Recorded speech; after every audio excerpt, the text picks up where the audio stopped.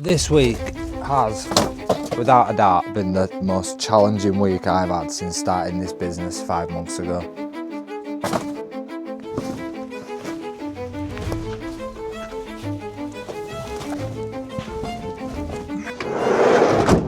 Because a hit and run on this van and my other van still being broken has meant I've got pretty much zero money in the bank and bills are still going out.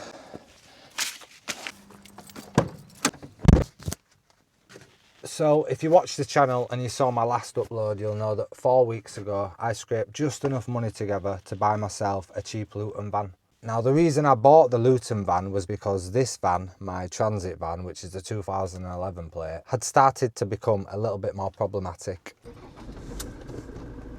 So I'll explain shortly why I don't have the Luton van back. I should have it back by now, I don't. So being forced to use my little van is bad enough, but then coming back from holiday to my little van not starting, having more problems with it and being crashed into makes things even worse. Just look at the absolute state of that. So someone's had a proper go at that, hasn't they? I don't know when exactly and I don't know who, but somebody has twatted into my van. The only things I know is that it was something yellow, so I'm presuming a yellow car or a yellow van, and that it happened on Wednesday night. But the thing that's most frustrating is this sill has just been replaced 3 months ago because it was rusted to high heaven, and the MOT testing station wasn't too happy about it, so I've had that replaced. But it's been hit here and it's now exposed all the corrosion here, which was neatly hidden from the MOT tester's eyes. But he's definitely going to see that on the next MOT, so that's going to need welding or patching, or it's going to need something doing to it anyway. Now I'm not going to go through the insurance just for that. For one, the insurance probably won't write it off and I'll be left to foot the bill long term. Yes, they'd probably repair it for me and get it fixed, but my premium will just end up going up next year, and there's so many other things wrong with this van. It just seems pointless to do that. And not only that, when I come to start the van this morning as well, it was dead. It just would not start whatsoever. But then I remembered my brother bought me this about 2 or 3 months ago. So, shout out Josh, massive appreciate you. So, the van not starting and it being crashed into is actually only the tip of the iceberg with this van. It has so many things wrong with it. It's always in and out of the garage, and it's got a fault list longer than my arm at the moment. So just in case you missed it, this is everything that is wrong with my van. It needs a new engine mount because the engine shudders when you start it up and turn it off. It needs the electrics looking at because the horn doesn't work, the LEDs don't work, and the rear fog lights flash on their own. It now needs that rust addressing. It also has a couple of faults with the fuel. So the fuel indicator inside the cab, when it gets to a quarter of a tank or 150 miles left, it's actually empty. That's caught me out a couple of times and I've been stuck at the side of the road and had to go to the petrol station, get some diesel and fill it up. But when you do fill it up, you can't fill it up past 3/4 of a tank because there's a hole on the fuel sender unit or the fuel filler hose, one or the other. But either way, when you put more than 3/4 of a tank in it, it starts leaking fuel all over the floor. On the plus side though, I've fixed the rear doors. Somebody commented on my last video saying if you shut the doors at the same time, it'll actually close. So if you do this, and then this, the rear door's fixed. So what's happening with the Luton van and why don't I have it? Well, I've been on a 10-day holiday, and whilst I was on that 10-day holiday, the van has been at the garage. I dropped it off the day before I went away. I've now been back home 8 days, so the van has been at the garage for a total of 19 days and I still don't have it back. So to say I'm getting a little bit impatient and annoyed now is an understatement. Obviously I understand that they're probably busy and they have other work to do and it's not just my van that they have to fix, but when it's a commercial vehicle and you use it for work, it's even more frustrating having to wait to get it fixed. Now, none of the jobs that needed doing were particularly big or difficult. It needed the power steering leak fixing, which was probably just a hose. It needed the handbrake tightening up, the gearbox oil replacing, and the wiper blade motor replacing because the wipers didn't work. So my plan after coming back from holiday was get my Luton van back and get straight back to doing the waste clearances. And this transit van was just going to sit at the side of the road for the next couple of months until I built up some cash to get it fixed properly at the garage. But things have changed now. I've sort of lost confidence in the mechanics that I was taking the van to.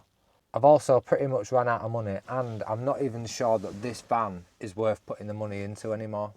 But whilst I'm waiting for the Luton van, this van needs to be at least roadworthy. So yesterday, me and my mate had a go at doing some DIY work on the van, and it didn't turn out too good. That's not right, is it? So this one here looks like it's barely holding on by anything, and that one there is sheared clean off. I mean, it's a bit dodgy, isn't it? But it'll still work, I'm sure. Oh, so nothing seems to be going right with this DIY job. The brake pads are absolutely fine on my van. That's not the reason why I've been failing to stop. It's just the system needs bleeding. So I've had to take the wheels off to bleed the brakes. That's absolutely fine. I think the brakes are fine now. The problem is these new wheels do not fit on my van. The space in here is way too big. Oh, way too small, sorry. The gap there, look, is way smaller than that gap there. So, I've got one spare wheel in the back of the van, which will go on the other side because that tyre's worse. This wheel is going to have to go straight back on.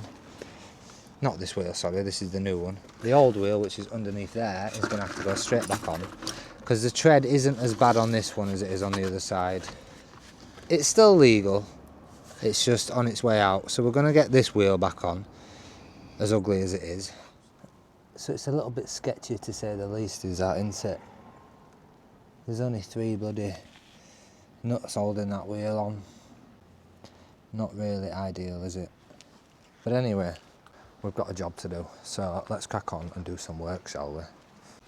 So this is what we're clearing today. This little pile here, and this little pile. Well, quite a big pile. Even though I'm in the little van, I should be able to get all this in, no problem. No problem. My Luton van is certainly better, but Big Jim can still do a job on jobs like this.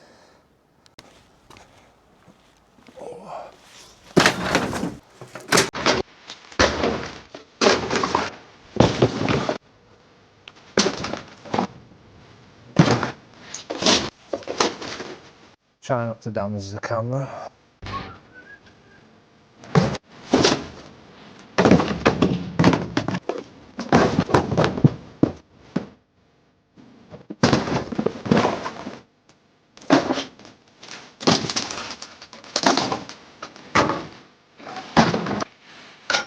Making good progress so far. Let me show you what's left. So the van is probably filled up about halfway. Not bad. And we've already done probably half of this rubbish, so just this little pile here, this little pile here, and these. So really not an awful lot to go. This will take me 5 minutes, I think.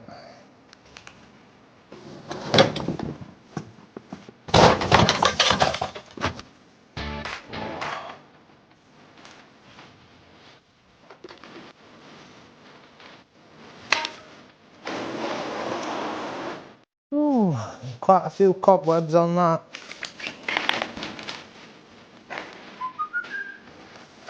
Nice bit of scrap metal there.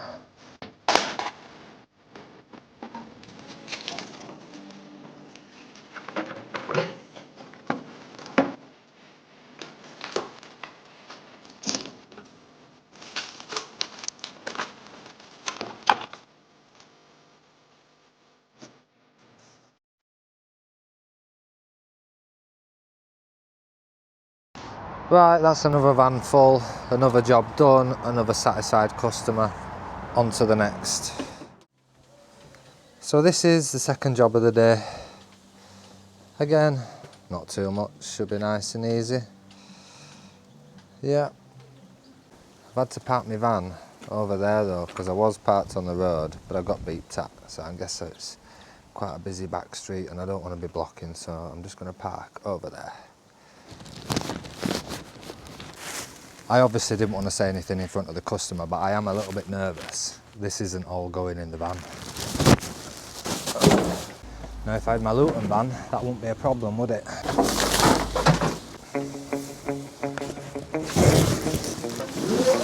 It's going to be tight.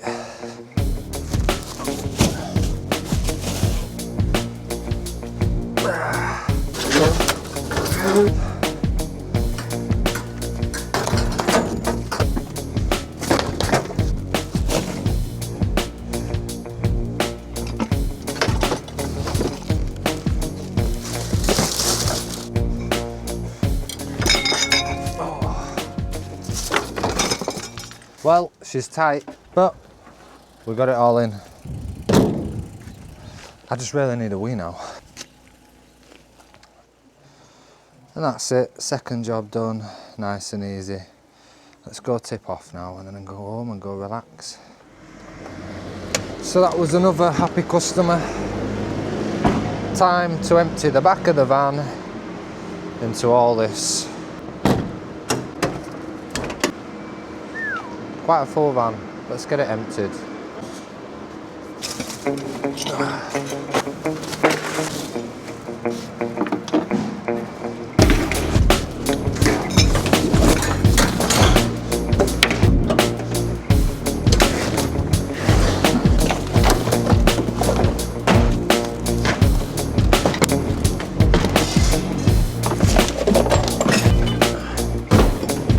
That's mine, I don't want to throw that away. Oh.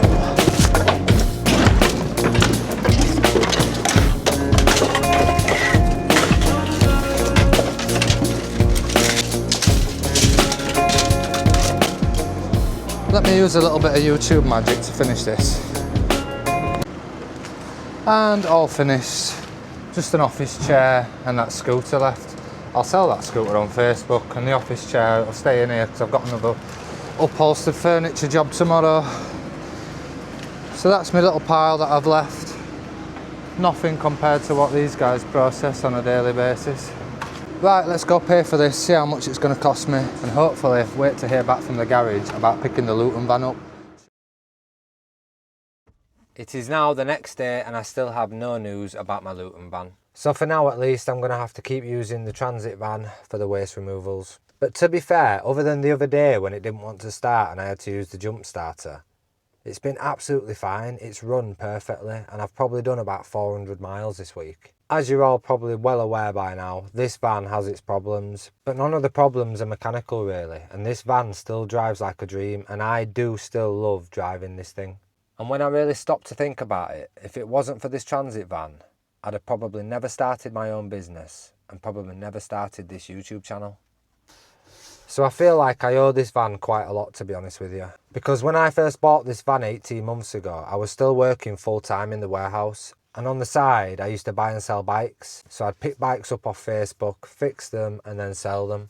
And it was getting a little bit awkward trying to load 3 or 4 bikes into a car. So that is why I went out and bought this van. The intention was never to start a business. It was always just to help me out with the bikes. Now don't get me wrong, I really enjoyed doing the bikes, but I didn't make any money whatsoever. Some weeks I made a little bit of money, but most weeks I made absolutely nothing, or probably a loss half the time. So this van cost me about £200 a month to keep on the road through the tax and the insurance. So I think even when I do get the Luton van back, I'll be keeping this one as well. Now it'll probably only get used a few times a month to take scrap to the scrapyard, or to maybe do soil if I'm doing a garden job, because I probably won't want to put that in the Luton van. But other than that, it will probably just sit on the road outside my house. And a lot of people might think that that's a bit of a waste, but I've got the signage. Having the van parked up at the side of the road displaying the signage is like free advertisement. Ever since I got the signage put on the side of this van, I've had so many more phone calls and so many more inquiries through the website. So for that reason alone, I think it's worth keeping. Now I don't really know what my intentions are long term for this van. I would love to throw some money at it, get it fixed and get all the faults sorted out. But for now, until I get the other van back, all this van needs to do is continue starting up every morning and continue letting me throw waste in the back of it. And as long as I can keep doing that, and as long as the van keeps doing that, we should be absolutely fine. Right, if you've enjoyed the video, don't forget to drop us a like and consider subscribing to the channel as well. And I want to know your opinions down in the comments. What would you do with this van? Would you run it until it breaks? Would you throw some money at it and get it fixed? Or would you just cut losses and sell it now? Let me know down in the comments what you think I should do with it. But as ever, if you've watched the video all the way through to the end, you are an absolute legend. Thank you very much. Take care, and I will see you lot in the next video. Ta-da!